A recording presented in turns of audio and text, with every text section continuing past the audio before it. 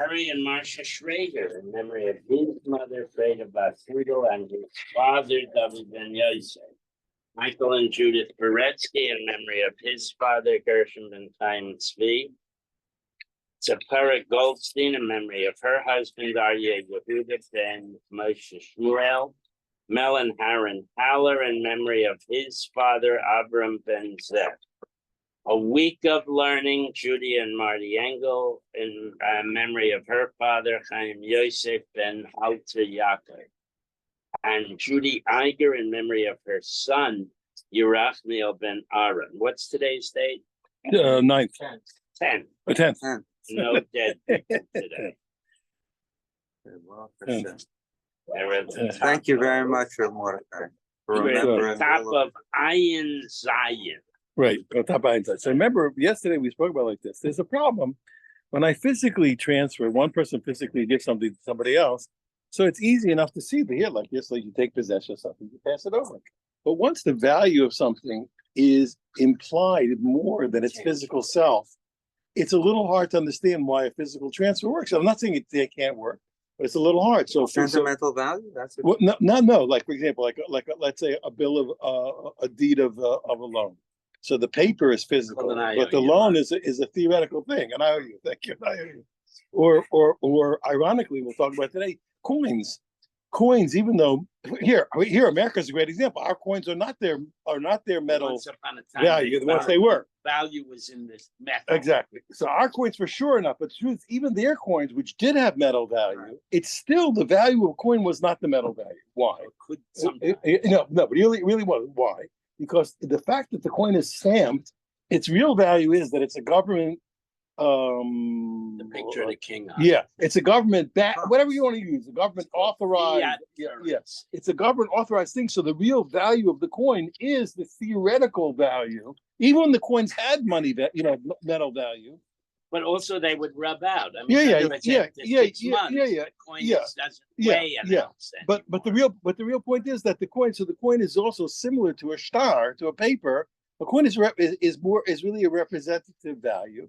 And if we can argue that your normal ways of transfer don't work, not sufficient. That's the debate. So yesterday we were debating whether a star, let's say an IOU, whether when I physically give it to somebody, can I transfer the loan to that person? So we had two opinions. One opinion is really it's self-evident. One opinion it's not. It's the transfer paper. It's a paper. So we argued whether you need, for example, to have another paper to transfer the paper. You have to write it. You have to write a deed to transfer the loan. So Amar Meimer Helchasa Osios Niktas B'Mesirik Rabbi says halacha really follows Rabbi that you don't need to write a paper to transfer the IOU. It's sufficient here to give it to the guy and they hand it over to him. Amar Le Rav Ashila Meimer. Okay, Gemara. So he said, okay, that's what you paskin. But is this a tradition that you have here? Did you learn it from your rabbis or svar? Or are you saying it because you really hold it? It makes sense to you that that's the right thing. He's Amar Le. So yeah, Meimer said to him Gemara. It's my tradition from my rabbis. Amar Ravashi, Svar Nami Ravashi said, you know what? The truth is that it's also common sense. Why is that? The osios milimina, because you see that letters are mere words. Okay, it's an abstraction. Okay, umila b'mili lo miklim, and we're going to say the opposite of what we said. We're going to say what's a paper which is words going to do for words which are words. And the other way, in those, we're going to say here the physical transfer is better. It really makes sense. Okay, it really makes sense that you need a physical transfer in order to transfer the theoretical. Ironically, it's the opposite. The second document is also It's really the opposite of what I just said. It's not contradictory. Okay, we have to discuss that in another time and place. Hi, below. So one second. You want to tell me really what? You tell me what words cannot transfer words. I'm going to try bringing a note. Hold your hat on. It's going to take a little bit. We're going to see that the Chachamim hold that words can transfer words, and you don't have to have a physical action, a physical kinyan, a physical acquisition to transfer words alone can transfer words.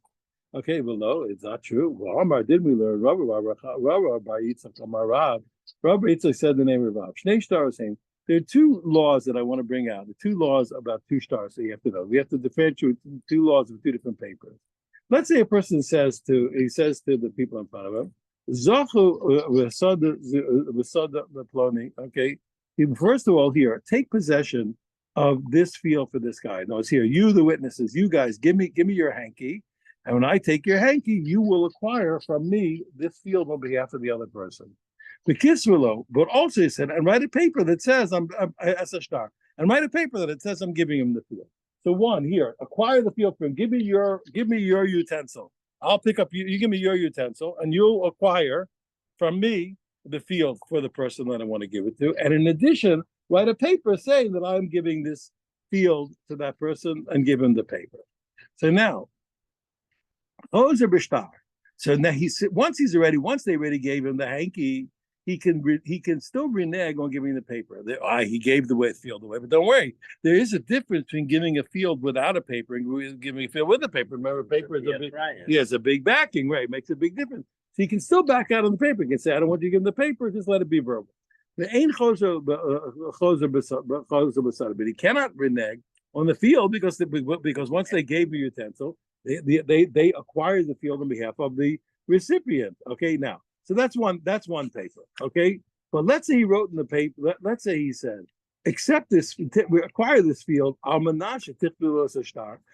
give me your utensil. And when I take your utensil, you're gonna receive the field on condition that you write him a paper, and then it's different. Then bein b'shtar, bein b'sada, okay, so then the rule is, pardon me,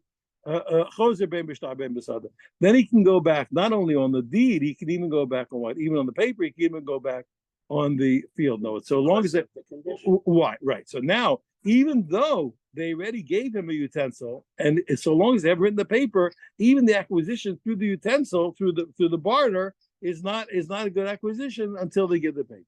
Now, so he says those are two rules that I want to differentiate between two different papers. Rav Chia bar Abin Amar Rav Huna Shlosha Shtar said, there's three.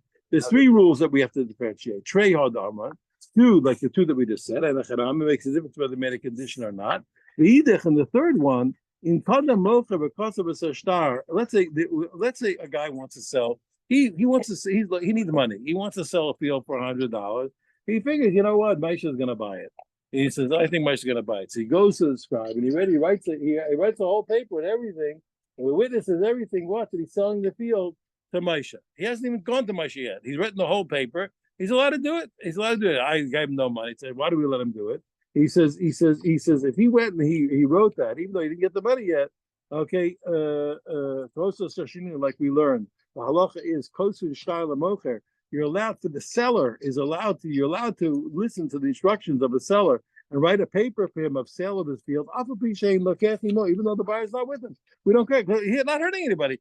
What's going to happen? Let's say the guy never gives him the money. He writes, so the guy will take the field. So this guy was willing. The fact that the seller was willing to have you write the paper means he was willing to take the risk that the buyer will take the field for him without ever giving any money. So it's his picnic. It's his funeral, as they say. He decided, let him alone. Okay, that's what he wants. He can write the paper for him.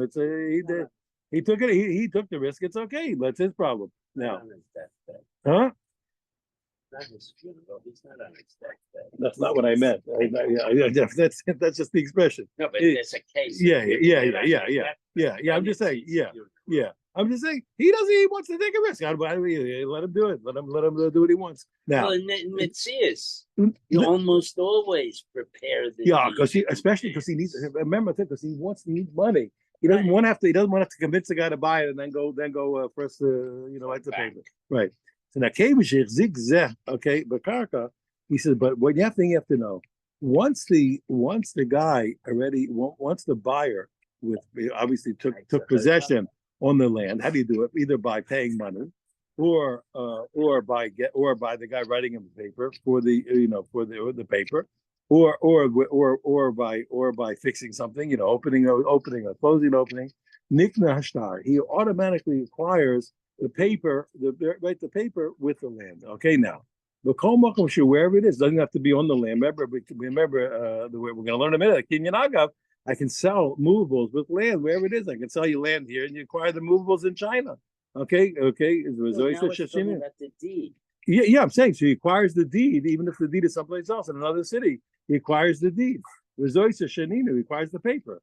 Okay, and that's what we learned in the Mishnah in Kedusha. Nechnasim she'en la'achrayos. non-real estate, okay, nikninim nechasir yeshavaris can be acquired by dint of the acquisition of real estate. Okay, whether you acquire the real estate by paying for it, whether you acquire it by a paper, or whether you acquire it by taking by doing something, an act of ownership in the field. Okay, so if we see so now we see that the paper is acquired with mere words. That's how we're understanding it. Now he says he wants to sell it with mere words. So you told me what that implied value. You can't. Okay, we see we can. So the answer is what? So he says, Agav Shad. He says, you're making a big mistake. He says there's no comparison of putting over a star with words and saying that it's passed over by dint of the acquisition of land. He says, why? Because that acquisition of land is an action. It's not mere words. No, once you use the land, that's called an action. What's the proof that that acquiring movables with land is called an action? Because you're not physically taking the movables, so you think it's not an action. I'm going to show you. I'm going to prove to you that acquiring movables with land is the equivalent of an action. How do we know? And this is what I said in our introduction. Let's take a look at a coin. So I told you a coin also, ironically, is really representative value rather than physical value, because its real value is the fact that it's legal tender. Okay, do you want to say? He says, and therefore what? The low nikli b'chalifa, and just like what coins can't be acquired by barter. Why? Because they're not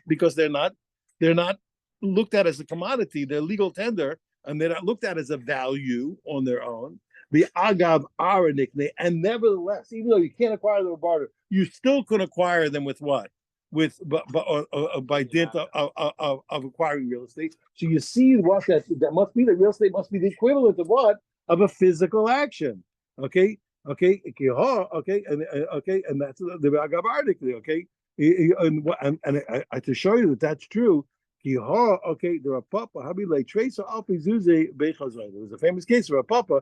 He had 12,000 zoos on deposit in Bechazai. Okay, and he wanted somebody to go get it for him. Okay.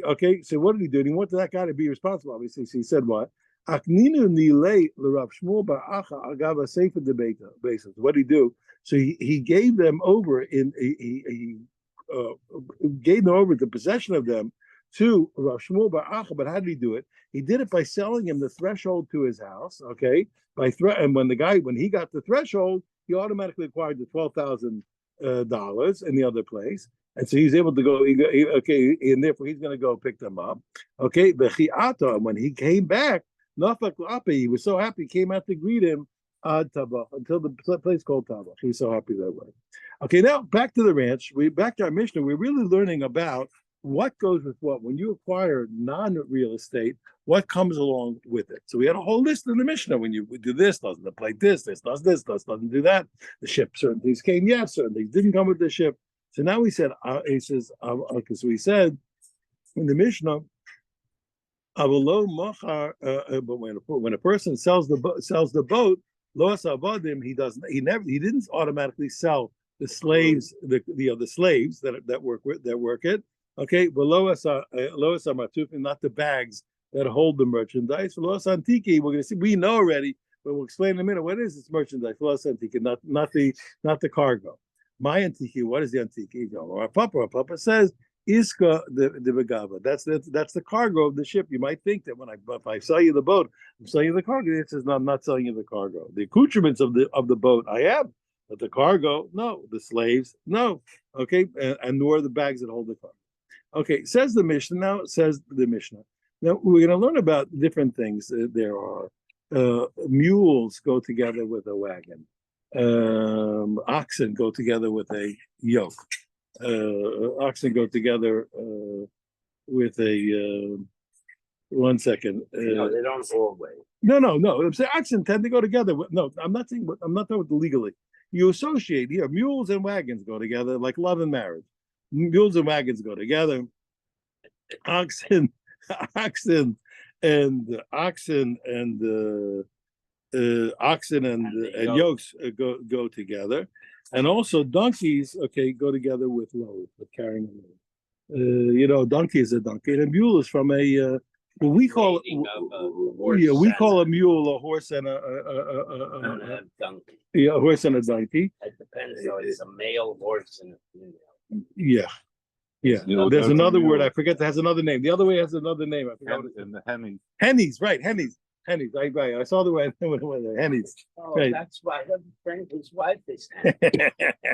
Don't tell her that. You're not That gonna. was, They're not gonna buy you for that was Kiddush. my mother's name. And no, Oh, I no, don't see. They're not gonna buy you for. They're not gonna buy you for Kiddush. Okay. Machar Sakaram. Now, but here's the problem also you have to know. So one, I want you to keep two things in mind. One, there's a normal association between things. But there's secondly an actual language association. In other words, it's normal to say what? A yoke of oxen. We say a yoke of oxen. That's the way of speaking. So it's not just that, under normal circumstances, oxen and yokes go together. Also, the word yoke is often a replacement for what? Or sometimes a replacement for the word oxen. Team. Yeah, team, like a team, a yoke of oxen and a team of oxen. So now that's a double problem, and that we're going to deal with right now. Machar Sakar, so we learned in the Mishnah, if a guy sold the wagon, which is associated with what? With the mules, okay? Lo Machar Brothers. He didn't sell the mules. He said, I'm selling you a wagon. Wagon certainly doesn't imply selling the mules. We're going to see in a minute that's on condition that they're not hitched to the wagon. If they're hitched to the wagon, you sold the wagon, you did sell them the mules. We'll see. Dafka the mules. Machar Brothers. If a guy sold the mules, Lo Machar Sakar, he didn't sell the wagon. Yeah. Machar Setzemet. If he sold the yoke. Okay, lo mochar esabakar. He didn't sell the oxen. Why does it use semed instead of all? Huh? That there's no significance to that. I think a semen is a brace for two oxen. That's why. So is an all. I'm not sure, but I know what semen is. Uh-huh. And it's that. And in fact, it became the common usage for a duo became a semen. Okay, The word for a but duo I'm became a wondering semen. what- Yeah, so I think that's the point. Okay, but that became the word for a duo. Okay, lo machar. Okay, machar sabakar, lo machar semen. If you sell the oxen, you didn't sell the yoke. You didn't sell the brace. Rabbi Yehuda Omer, he says, Adami Modi. He says, no, it's not true. He says sometimes when you sold it, you did sell both. But look at the price. Obviously, the price of two oxen and a yoke is higher than the price of a yoke or oxen without it. He says, Ketzad. Okay, what example? The guy said, look, sell me your yoke. But Masayim Zuz for 200 Zuz, which is a lot of money. Okay. Hadavar Yadua. Everybody knows. Okay, so Einat Semed. Okay, but Masayim Zuz. Nobody sells a yoke, for 200 Zuz. So obviously we're selling the yoke and the oxen. The rabbi say no, it's not true. He says even when the guy paid this gross high price, ain't a dumb and Brian. Still the money doesn't prove anything. Now, for one of two reasons, which we're going to entertain coming up. One possible reason is because maybe I wanted to give him a gift. That's all. I'm sorry. That the deal's a deal. He said a yoke. Even though it's very high price for a yoke, but maybe he's giving a gift. Yeah, exactly. And you cover it up, right? And you covered it exactly. The other way is what you're right. All they're saying is what he's saying the money doesn't prove anything, and therefore the deal falls through. No, but don't say no. The money doesn't prove anything. It's not that it's a good deal. He paid a high price. No, the deal falls through because remember, what's our general rule? If you overcharge less than a sixth, okay, the guy forgave you the money. If you overcharge a sixth, okay, the deal is on, but you have to pay back the sixth. And if you overcharge by more than a sixth, the deal is over. You get your money back. You get there. So they're really saying what the money. If the money proved it, then the deal would be on, and the guy got a high price. But what they're really saying is what the money doesn't prove it. So one possibility is they're saying what the deal's on and it's a gift, or the other possibility is saying what the deal's off, but the deal's off. But don't tell me the deal's on for a high price. It doesn't. That doesn't work. Okay. Is there a no on tackle? Oh, so yeah, we're going to see in a second. It's coming. It's coming up in a minute. You're going to see in a second. Okay. So Tony. It's coming up right now. So we learned Rav Techlich bar Marav of Meretz Yisrael was teaching a brisa in front of a Ravo, which apparently contradicts our Mishnah. Okay, what did he taught? He taught the following: Machas Akara and Machas Apradas. So if a guy sold the wagon, he also sold the mules. That's a direct contradiction to our Mishnah. So Rabbo said, "What are you talking about? Well, not didn't we learn lo machar? We learned in the Mishnah. It's not a good sale. If you sell the wagon, you don't sell the mules." So it's Tanan, okay, Tanan. Probably that's the way we learned in the Mishnah. Amar Leiser, who said Asamye. He says, should I erase it? Yeah, should I erase it from my collection and say that this price is unauthorized and no good? Amar Leiser said no. He said no. Keep the brisa. Why? Titage masnisech. He should keep it in the canon. Why? Because it is a valid teaching by Dukimbo. The brisa, when it said that the sale is a good sale, is when the mules are tied to the hitched to the wagon. Then Achanav, you sell the wagon, you sell the mules. And when our Mishnah said that when you sell the wagon, you don't sell the mules, that's when they're unhitched. And that's why the brisa was taught, to teach me this anomaly that the Mishnah was only speaking when they weren't hitched. But if they're hitched, it's a good sale. Furthermore, we learn, the person sold the yoke. He didn't sell the ox. And then Rehuda said, look at the price. If we charge him 200 zuz for the yoke, obviously we're selling him the oxen. Okay? He says, now. So the Gemara says, 1 second. The whole thing makes no sense. What kind of argument is this between Rabbi Yehuda and the Ram? What's the case? If there's a place where nobody mixes up the word, when they say a yoke, they mean the yoke. When they say ox, they mean ox. And they never mean to imply oxen when they say yoke. So he says, Pshita, it's obvious that when you sell the ox, you don't sell the yoke. When you sell the yoke, you don't sell the oxen. Okay, it's obvious. Simda, if he said he's selling you a yoke, Simda Zavimle, he sold him the yoke. Bakala Zavimle, and he didn't sell him the oxen. Okay, the Karale Nami Labakar Simda. But let's say it's a place where people also call, they say they refer to the oxen as a yoke. Okay. So then Kuli Zavimle. So then obviously what if he said I'm selling you a yoke? So he's also selling the oxen. So what's the argument? Either they use the language this way or they don't. If they don't use the language that way, obviously it's no sale. Why is Rabbi Yehuda holding it's a sale? And if they don't use the language that way, it's obviously no sale. Why is Rabbi Yehuda, if they do use the language that way, so then why are the rabbis arguing? Obviously it's a good sale. The Gemara says, no. He says that's not the case. He says we're not talking about either of those cases. We're not talking about a case where nobody does it. We're not talking about a case where everybody does. But what's the Mishnah teaching? In a mid case. We also the Karle the Tzimda Labakar. It's a place where you're right. Normally people call the yoke, and they call the oxen. The Ikanami the Karle Labakar Tzimda. But some people also refer to the oxen as the yoke.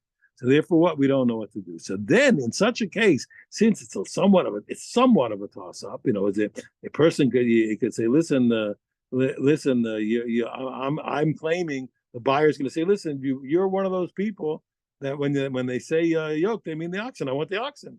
Yehuda said, look, so then at that point you look at the money and let the money determine if it's a very high price. He's obviously meant more than the yoke.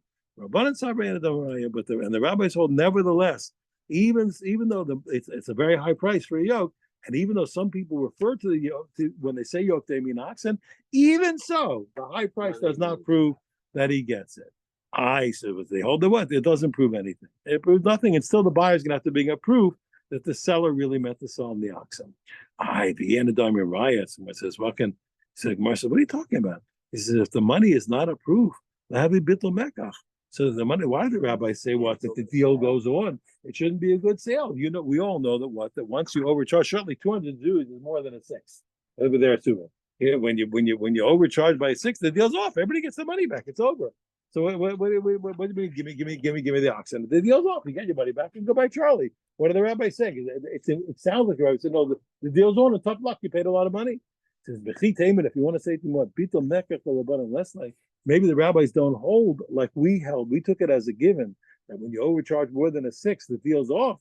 Maybe they don't hold that. They hold that what? They hold even in more than a sixth. The rule is you give back the money, but the deal's on. Okay, you don't cancel the case. Okay, you don't cancel the case. Okay, below he says come wait talk about it's not true. I'll show you that there's no such thing. Also, the rabbis agree. Everybody agrees. And the rabbis also hold that once you're more than a sixth, certainly the deal is off. Well, Tanan, didn't we learn? Sefer Torah, Obeyma Margalis. These things, when it comes to a Sefer Torah or an animal, here, see an animal. Okay, in addition to what the rabbis say, that slaves and papers and land, there's no overcharging. There's no rule of overcharging. But it says also other things. There's no rule of overcharging. It's Sefer Torah. It's no, priceless. Behemoth, an animal which a person wants to match with another animal, marvelous, or a precious stone. A pearl. If the person wants to match it, no, there's no way to say that it's overcharged because people will pay those prices. Amrulo, and then the rabbi said to him, "No, Amru LSA." Said, "No, sorry, it's only slaves and land and hekdashus that he mentioned. Hekdashus, sanctified things. Okay, but these things, but you see clearly they hold it even that they that right, and it's even though it's a little hard to see in the language of the Gemara, but they hold also what that the deal's off. So if I have a problem, so the rabbis seem to say, "What? I'm sorry, even though it was a big overcharge, I'm sorry, you just paid a lot of money and the deal's on. How can the deal be on? It's overcharging." The answer is, so now we're answering, the answer is, Ma'in Damim Raya.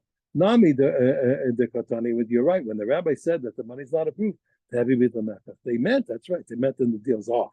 He gets his money back and he gets his stuff back. By saying or alternatively, no. He Amar Rabbanan, oh no, it will be Tamekach. When did the rabbi say that there's always a rule of overcharging and canceling? Bigdesha Dastoa. That's within a reasonable margin of error. When did the rabbi say when did the rabbi say the deal's off and you get your money back? When it's in reasonable error. For example, a guy sold a thing that's worth 5 for 7. He sold a thing that's worth 6 for 8. Okay, a person it could be a mistake. Okay, so then after a certain point, they cancel the deal. But when it's obvious, there's nobody in the world could have made a mistake here. Could have okay. Low, when you sold the thing for 200 Jews, that's a lot of money. 200 to support the person for a year. For 200 Jews, he says, yeah. Then I'm going to say, come on, no, I'm sorry. Nobody made it. I thought it was worth, he didn't think it was worth 200. He's obviously giving you a gift. It's so ridiculously overcharged. He's obviously giving it away.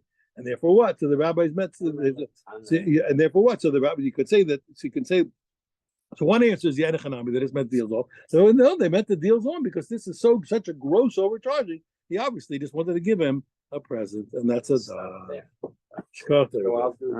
you'll do tomorrow and Thursday and Friday, and I'll do something. I have a second cataract.